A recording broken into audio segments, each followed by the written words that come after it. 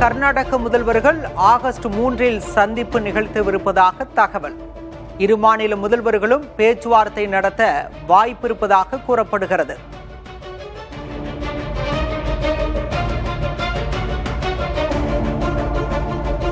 இரு மாநில முதல்வர்களும் பெங்களூருவில் பேச்சுவார்த்தை நடத்த திட்டம் என தகவல். காவிரி பிரச்சனையில் நேரடியாக பேசி தீர்வு காண முயற்சி.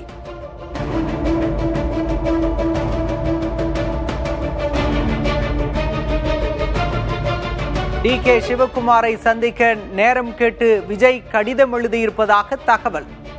காவிரி நீர் பங்கீடு, மேகதாது குறித்து விவாதிக்க திட்டம். காவிரி நீர் பிரச்சனைக்கு பேச்சுவார்த்தை தீர்வு தருமா? கர்நாடக முதல்வர் டி.கே. சிவகுமாரை சந்திக்க நேரம் கேட்டு தமிழக முதல்வர் விஜய் கடிதம் என தகவல். காவிரி நீர் பங்கீடு, மேகதாது குறித்து பேச்சுவார்த்தை நடத்த திட்டம்.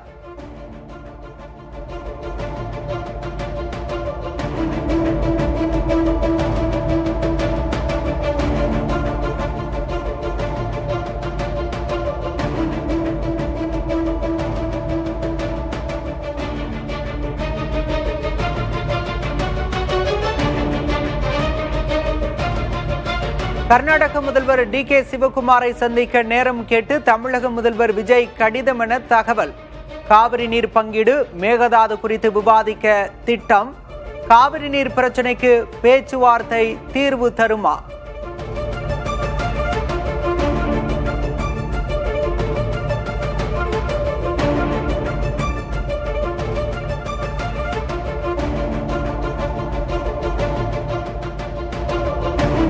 விவரங்களோடு செய்தியாளர் ரமேஷ் இணைந்திருக்கிறார். ரமேஷ், தற்போது முதலமைச்சர் விஜய் கர்நாடக முதல்வருக்கு கடிதம் எழுதியிருப்பதாக ஒரு தகவல் வெளியாகியிருக்கிறது. தலைமைச் செயலக வட்டாரங்கள் என்ன சொல்கின்றன? இந்த சந்திப்பில் என்னென்ன பேசப்படவிருப்பதாக சொல்லப்படுது? மாதந்தோறும் தமிழகத்திற்கு கர்நாடகா தர வேண்டிய தண்ணீரை பெறுவது தொடர்பாக முதலமைச்சர் இந்த சந்திப்பு நிகழ்த்துவார் என்று சொல்லப்படுகிறது. ஜூன் மாதம் தர வேண்டிய 9.9 டிஎம்சி தண்ணீர் இதுவரை வரவில்லை. ஜூலை மாதம் தற்போதைய மாதத்திற்கான 34 டிஎம்சி தண்ணீர் தர வேண்டும். ஆனால் 4 டிஎம்சி தண்ணீர் கூட அவர்கள் இதுவரை தரவில்லை. அடுத்ததாக ஆகஸ்ட் மாதத்தை பொறுத்தவரை 45 டிஎம்சி தண்ணீரை கர்நாடகா தர வேண்டும். ஆனால் அதுக்கும் வாய்ப்பில்லை என்பது போலதான் தெரிகிறது. எனவே தமிழக அரசுடைய தலைமைச் செயலாளர், அதே போல நீர்வளத்துறை செயலாளர் சத்யபிரதா சாகு உள்ளிட்ட நீர்வளத்துறை அதிகாரிகளோடு முதலமைச்சர் வரும் 3ஆம் தேதி பெங்களூரு செல்கிறார்.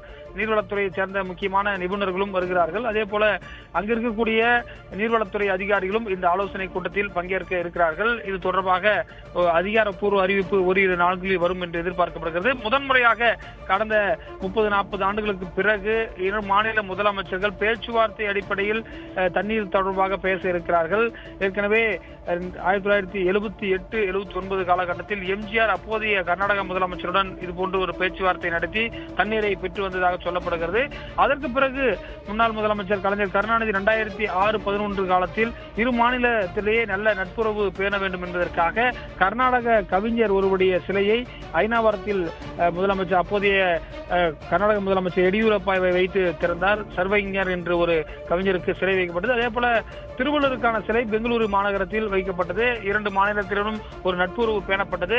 கிட்டத்தட்ட ஒரு 15 ஆண்டுகளுக்கு பிறகு இரு மாநில முதல்வர்கள் குறிப்பாக இது போன்ற ஒரு சந்திப்பை நிகழ்த்த இருக்கிறதாக நமக்கு தகவல் கிடைத்திருக்கிறது. அதே போல ஆட்சிகள் மாறி இருக்கின்றன. ஏற்கனவே பார்த்தீங்கன்னு சொன்னால் முன்னாள் முதலமைச்சர் ஜெயலலிதா, அதுக்கு பிறகு வந்த மு.க. ஸ்டாலின் போன்றோரெல்லாம் பேச்சுவார்த்தை தீர்வு அல்ல, சட்ட போராட்டம் மட்டுமே தீர்வு என்ற ஒரு நிலைப்பாட்டை எடுத்திருந்தார்கள். தற்போது வந்திருக்கக்கூடிய இரண்டு மாநிலத்திலும் மாற்றங்கள் வந்திருக்கிறது. டி.கே. சிவகுமார் அங்கு முதலமைச்சராக, இங்கு தமிழக முதலமைச்சர் விஜய் இருக்கக்கூடிய சூழ்நிலையில் இருவரும் பேச்சுவார்த்தை மூலமாக ஒரு சுமூகமான தீர்வுக்கு நோக்கி செல்வதாக சொல்லப்படுகிறது. நிச்சயமாக ரமேஷ், தொடர்ந்து பேசலாம். ஜூன் 12 மேட்டூர் அணை திறக்கப்படாத நிலையில் வறட்சியின் பிடியில் காவிரி படுகை மாவட்டங்கள் இருக்கின்றன. தமிழகத்திற்கு சேர வேண்டிய காவிரி நீர் எவ்வளவு என்ற பட்டியலை தற்போது நாம் பார்த்து கொண்டிருக்கின்றோம். ஜனவரி மாதத்தில் 2.76 டிஎம்சி தண்ணீர் தமிழகத்திற்கு திறந்துவிடப்பட்டிருக்க வேண்டும். பிப்ரவரி மாதத்தில் 2.5 டிஎம்சி நீர், மார்ச் மாதத்தில் 2.5 டிஎம்சி நீர், ஏப்ரல் மாதத்தில் 2.5 டிஎம்சி நீர், மே மாதமும் அதே 2.5 டிஎம்சி நீர், ஜூன் மாதம் 9.19 டிஎம்சி நீர் என மொத்தமாக கர்நாடக தண்ணீரை திறந்து விட்டிருக்க வேண்டும். ஆனால் போதிய மழை இல்லை என்று சொல்லி தற்போது தமிழகத்திற்கான தண்ணீரை திறக்க கர்நாடக அரசு மறுக்கிறது.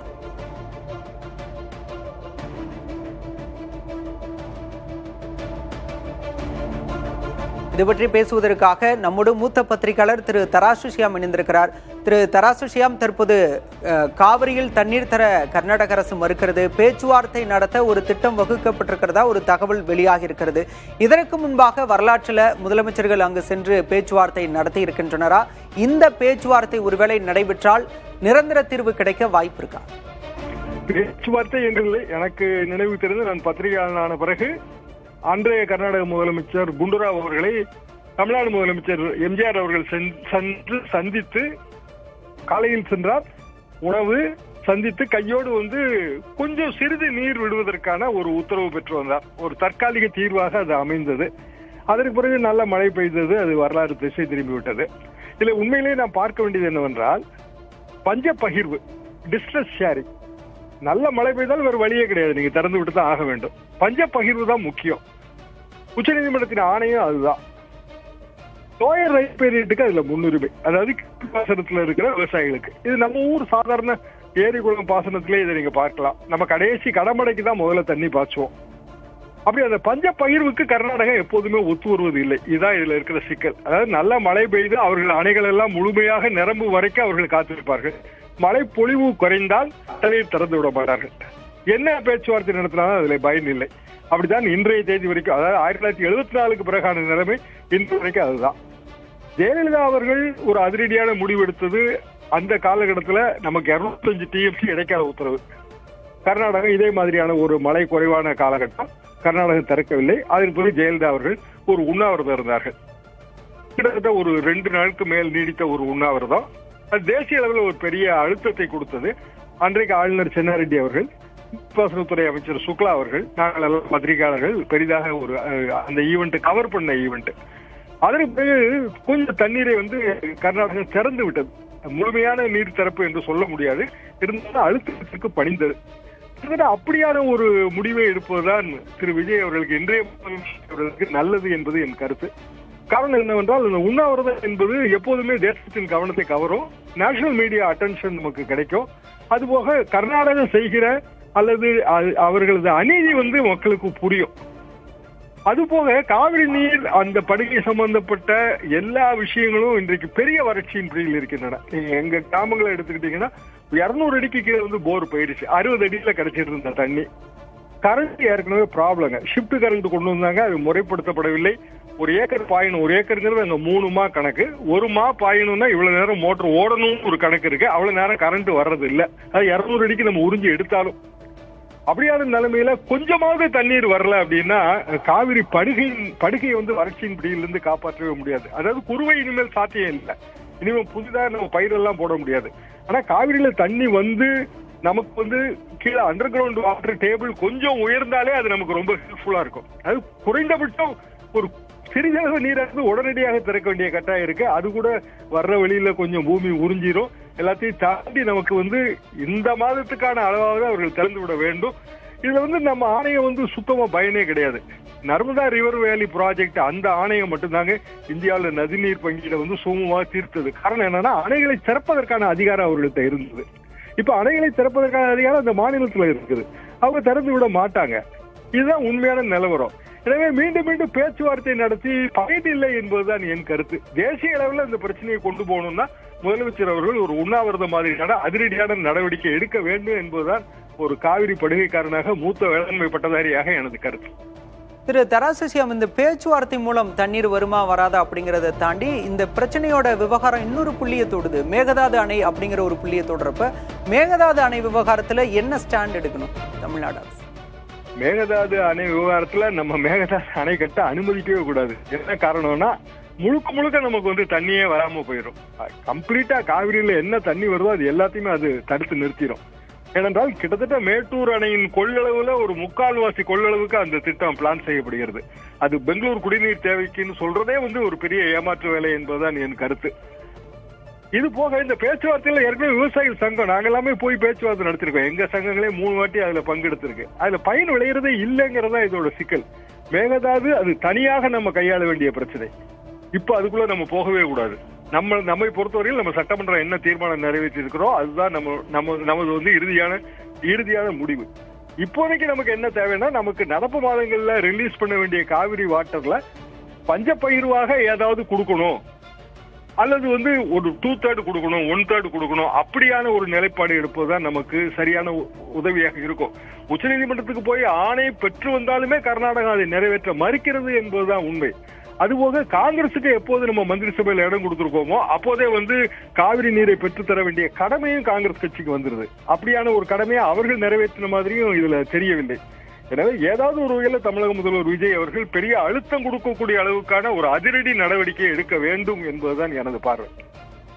நன்றி திரு தராசு ஷியாம், உங்களுடைய பார்வைக்கு.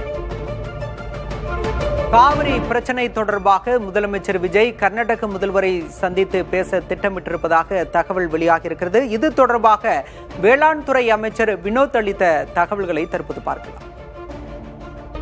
மேகதாது இஷ்யூ சம்பந்தமா கர்நாடகா போறதா சொல்றாங்க, அது எந்த அளவுக்கு உண்மை? ஆகஸ்ட் 3ஆம் தேதி கர்நாடகா வந்து தமிழக முதல்வர்கள் செல்ல இருக்காங்க. நாங்கள் தான் ஆரம்பத்திலேருந்து என்ன சொன்னோம், அவங்க மேகதாது கட்டுறதா இருந்தாலும் நாங்கள் தமிழக அரசு ஒருபோதும் அதை அனுமதிக்க மாட்டோம். ஏன்னா அது நம்மளோட உரிமை, அதை விட்டு கொடுக்க மாட்டோம்னு அப்பையிலேருந்து சொல்லிட்டுருவோம். ஸோ அது சம்பந்தமா கட்ட விடாம இருக்கிறதா ஆலோசனை கூட்டத்திற்கு வந்து முதல்வர் அவர்கள் செல்ல இருக்கிறார். எப்போ போறாங்க? இப்போ ஆகஸ்ட் மந்த் இந்த வீக்ல கிளம்பிடுவாங்க, ஃபர்ஸ்ட் வீக்ல போயிருவாங்க. தண்ணி கிடைக்க வாய்ப்பு இருக்கு. நமக்கு வர வேண்டிய தண்ணி இப்ப 2 மாசத்துக்கு வர வேண்டிய தண்ணி வராம இருக்கு, அது கிடைக்கிறதுக்கு இதை ஏற்பாடு பண்ணுங்க. இல்ல அதுதான் அவங்க சைட்ல இருந்து எங்களுக்கு மழை பெய்யல, அதனால நாங்க தண்ணி திறக்கல அப்படிங்கிற மாதிரி அவங்களோட ஸ்டேட்மெண்ட் சொல்றாங்க. இருந்தாலும் நம்மளோட உரிமைக்காக தமிழக முதல்வர் அதை கேட்டு போயிருவாரு. முதல்வரின் கர்நாடக பயணத்தை உறுதி செய்திருக்கிறார் வேளாண் துறை அமைச்சர். இது பற்றி பேசுவதற்காக காவிரி பாசன விவசாயிகள் ஒருங்கிணைப்பை சேர்ந்த இளைஞரன் நம்முடைய இணைந்திருக்கிறார். சார், ஐயா வணக்கம். தற்போது முதலமைச்சர் காவிரி நீர் பிரச்சனை தொடர்பாக கர்நாடகா சென்று பேச்சுவார்த்தை நடத்தவிருக்கிறார், எப்படி பாக்குறீங்க? இது வந்து ஒரு வரவேற்கத்தக்க செயல் தான் இது. எப்படின்னா, நீங்க வந்து தமிழக முதல்வர் எம்ஜி ராமச்சந்திரன் இருந்தப்ப இதே போன்று கர்நாடக முதலமைச்சர் குண்டுராவ் இருந்தாரு. அப்ப வந்து நேரடியா எம்ஜிஆர் போய் அங்க சந்திச்சப்ப மதிய விருந்து கொடுத்தாரு. அந்த மதிய விருந்த கூட எனக்கு வேணாம், என் நாட்டுடைய என் தமிழக மக்கள் வந்து அங்க தண்ணி இல்லாம வாடுறாங்க, எனக்கு வந்து விருந்து கொடுக்கறதோட எங்க மக்களுக்கு வந்து நீங்க தண்ணீர் கொடுங்கன்னு சொல்லி சொன்னாரு. அது ஒரு சென்டிமெண்டா வந்து அந்த மாநில மக்களுக்கும் அந்த முதலமைச்சருக்கும் ஒரு பெரிய ஒரு அழுத்தத்தை கொடுத்த மாதிரி இருந்தது அந்த விஷயம். அதே போன்று இப்போ முதல்வர் விஜய் அவர்கள் வந்து கர்நாடகா சென்று பேச்சுவார்த்தைக்கு போய் தண்ணீர் கேட்பது வந்து ஒரு மிக முக்கியமான பங்கு. ஏன்னா நீங்க ஜெயலலிதாவாகட்டும் கலைஞர் யாருமே வந்து இந்த மாதிரி ஒரு அணுகுமுறையை யாரும் செய்யல. உண்மையிலே இது ஒரு பாராட்டப்பட வேண்டிய விஷயம்தான். பட் இருந்தாலும் கூட இதனால வந்து கர்நாடகா வந்து நம்மள வந்து எப்படியா பேசி அனுப்பிடுவோம் அப்படிங்கிற மாதிரி தான் எங்களை மாதிரி விவசாயிகள் நாங்க நினைக்கிறோம். ஏன்னா இது வந்து உச்ச நீதிமன்றம் சொல்லி கூட வந்து தண்ணீர் திறக்காதவர்கள் கர்நாடக அரசு. ஆனா நம்மளுடைய முதல்வர் போய் சொல்லி கிடைக்குமானாக்கா அது கொஞ்சம் சந்தேகம் இருந்தாலும் கூட இது ஒரு வரவேற்கத்தக்க விஷயம்தான். குறிப்பா பாத்தீங்கன்னா காவிரி டெல்டாவில பாத்தீங்கன்னா கிட்டத்தட்ட குறுவை சாகுபடி என்று முற்றிலும் இல்லாம போயிடுச்சு. இப்ப கிட்டத்தட்ட போன ஆண்டு 5 லட்சம் ஏக்கர்ல பெரிய அளவுல நெல் உற்பத்தி பெரிய அளவுல இருந்தது. இந்த ஆண்டு வந்து அது இல்லாம போனது. எங்களை மாதிரி விவசாயிகளுக்கு வந்து இந்த ஆண்டு தீபாவளியை வந்து எங்களுக்கு எல்லாம் கருப்பு தீபாவளியா தான் இருக்கும். ஏன்னா எங்களுக்கு வந்து தீபாவளி டைம்ல தான் வந்து அந்த அறுவடைக்கு வந்து அந்த காசு கையில வந்து நெல்லை போட்டு அது அந்த தீபாவளி பண்டிகை வந்து சிறப்பா கொண்டாடுவோம். இப்ப கையில காசு இருக்கும். ஆனா அது இல்லாம போறது, குறுவை சாகுபடி முற்றிலும் இல்லாம போறது வந்து பெரிய அளவுல நாங்க டெல்டா விவசாயிகள் வந்து பாதிக்கப்பட்டிருக்கோம். முதல்வர் போய் அதை வந்து அழுத்தம் கொடுப்பது ஒரு விதம் இருந்தாலும் கூட சட்டப்படி சில விஷயங்களையும் எடுக்கணும்னு நினைக்கிறோம். நீங்க குறிப்பா பாத்தீங்கன்னா நமக்கு ஜூன் ஜூலை ஆகஸ்ட்ல வந்து கிட்டத்தட்ட ஆகஸ்ட்ல வந்து 45.99 டிஎம்சி தண்ணி நமக்கு கொடுத்துருக்கணும். ஆனா அதை கொடுக்கல. அதே மாதிரி நீங்க ஜூலைல பாத்தீங்கன்னா 31.24 டிஎம்சி தண்ணீர் கொடுத்துருக்கணும், கொடுக்கல. தொடர்ந்து நம்மள வந்து ஏதாவது காரணம் சொல்லி நீங்க ஆணையம் சொல்லி கூட, ஆணையம் கூட இப்ப ஒரு 4 நாளைக்கு முன்னாடி ஆணையம் கூட என்ன சொல்லியிருக்குன்னா, அங்க இருக்கிற நீரை வந்து நீங்க பகிர்ந்து எடுத்துக்கணும் அப்படிங்கிற மாதிரி சொல்லியிருக்காங்க. ஆனா எங்கள்கிட்ட தண்ணியே இல்லைன்னு ஒரு மிகப்பெரிய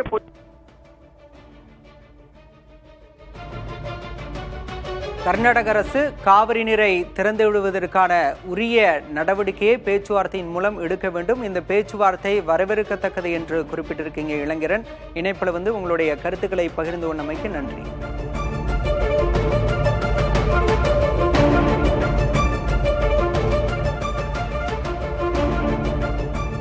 ஆகஸ்ட் 3ஆம் தேதி கர்நாடக முதல்வரை சந்தித்து தமிழக முதல்வர் விஜய் பேச்சுவார்த்தை நடத்தவிருக்கிறார். காவிரி பிரச்சினை தொடர்பாக முதலமைச்சர் விஜய் இந்த பேச்சுவார்த்தையை நடத்தவிருக்கிறார். இரு மாநில முதல்வர்களும் பெங்களூருவில் பேச்சுவார்த்தை நடத்தவிருப்பதாக தகவல் வெளியாகியிருக்கிறது. முதலமைச்சர் கர்நாடக செல்லும் பயணத்தை வேளாண் துறை அமைச்சர் வினோத் சற்று முன்பாக அளித்த பேட்டியில் உறுதி செய்திருக்கிறார். காவிரி நீர் பிரச்சினைக்கு பேச்சுவார்த்தை மூலம் தீர்வு கிடைக்குமா என்பது தற்போது எதிர்பார்ப்பாக எழுந்திருக்கிறது. ஏற்கனவே ஜூன் 12ஆம் தேதி மேட்டூர் அணையிலிருந்து தண்ணீர் திறக்கப்படாததால் காவிரி படுகை மாவட்டங்கள் வறட்சியின் பிடியில் சிக்கியிருக்கின்றன. கர்நாடக அரசு ஜூன், ஜூலை மாதம், ஆகஸ்ட் மாதங்களில் திறக்க வேண்டிய தண்ணீரை தமிழகத்திற்கு திறக்காததால் தற்போது மேட்டூர் அணை தண்ணீரின்றி வறண்டு கிடக்கிறது.